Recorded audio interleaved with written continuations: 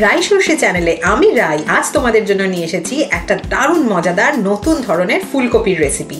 গরম গরম পরোটা আর রায়তার সাথে জমে যাবে পদটি। শীতকাল যে গুটি গুটি পায়ে এগিয়ে আসছে তা বেশ বুঝতে পারলাম বাজারে যখন দেখলাম দোকান ছেয়ে গেছে এই দেশি ফুলকপিতে। আমিও আর লোভ সামলাতে পারলাম না, কিনে নিলাম এইরকম একটা দেশি ফুলকপি। বাড়ি এসে যেই না এগুলো কাটতে বসেছি অমনি কর্তার আবদার, সেই এক ফুলকপির ডালনা কিন্তু খাবো না, এমন কিছু বানাও যা নতুন স্বাদের সন্ধান দেবে আমাকে আর তোমার ইউটিউব বন্ধুদের। অগত্যা এই রেসিপিটা নিয়ে আসলাম। এটা বানাতে আমি 3 ধরনের মশলা নিয়ে নিয়েছি, গোটা ধনে, গোটা জিরে আর গোটা গোলমরিচ। এগুলোকে আমি এবার মিক্সিতে পেস্ট করে নেব। এই সব মশলাগুলো কম বেশি 1 টেবিল চামচ করে আমি নিয়ে নিয়েছিলাম, আর তারপর মিক্সিতে দিয়ে এইরকম একটা গুঁড়ো আমি তৈরি করে দিয়েছিলাম রান্নায় ব্যবহার করার জন্য। এরপর এই গুঁড়োটা একপাশে রেখে দিলাম, আর আরও একটা বাটি নিয়ে একটা পেস্ট বানাবো। এবার এই পেস্ট বানানোর জন্য প্রথমে আমি নিয়ে নেব 4 চামচ টক দই।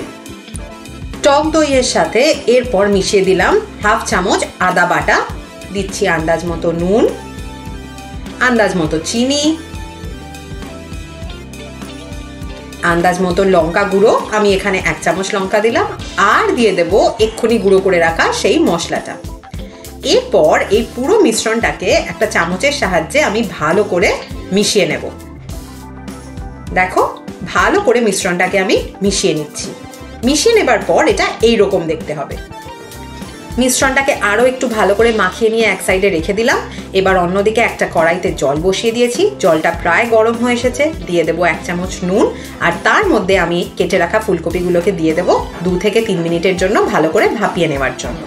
এই ধরনের চেনা চেনা উপকরণ দিয়ে অচেনা স্বাদের রান্নার যদি সন্ধান চাও তাহলে আমার চ্যানেলটা অবশ্যই সাবস্ক্রাইব করো, আর ভিডিওটা লাইক আর শেয়ার করতে ভুলো না। এগুলো এবার 2 থেকে 3 মিনিট ভাপানো হোক। অন্যদিকে একটা কড়াই গ্যাসে বসিয়ে গরম করে নিয়ে তার মধ্যে দিয়ে দিচ্ছি কাসুরি মেথি। মেথিটা একটু রোস্ট করে নেব। আস্তে আস্তে নাড়াচাড়া করছি। কড়াই বেশ গরম হয়ে উঠেছে, মেথির থেকে গন্ধও বেরোতে শুরু করেছে, আর আস্তে আস্তে দেখো মেথির রঙও পাল্টে যাচ্ছে। মেথিটা নামিয়ে নিয়ে এবার ওই একই কড়াইতে 3 চামচ মতন তেল দিলাম। তেলটা গরম হলে ভাপিয়ে রাখা ফুলকপিগুলোকে আমি একটু ভেজে নেব। দিয়ে দিচ্ছি ফুলকপিগুলো। ফুলকপিগুলোর মধ্যে 1 চামচ নুন দিলাম, আর দিলাম হলুদ গুঁড়ো। ভালো করে নাড়াচাড়া করছি যাতে কপিগুলো একটু ভাজা ভাজা হয়ে যায়। ফুলকপিগুলো ভালোই হয়ে এসেছে। এবার আমি এগুলোকে একটা বাটিতে এক এক করে তুলে নিচ্ছি। ফুলকপিগুলো তুলে নেওয়ার পর এইরকম দেখতে লাগছে।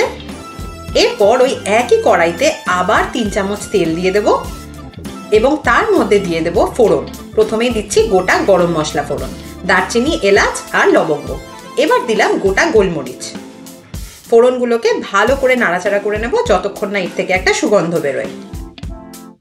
গোটা গরম মশলা আর গোলমরিচ হয়ে এসেছে। এবার আমি এর মধ্যে দিয়ে দিলাম সেই আগে বানিয়ে রাখা দইয়ের পেস্টটা। দেখো, ভালো করে দিয়ে দিচ্ছি দইয়ের পেস্টটা।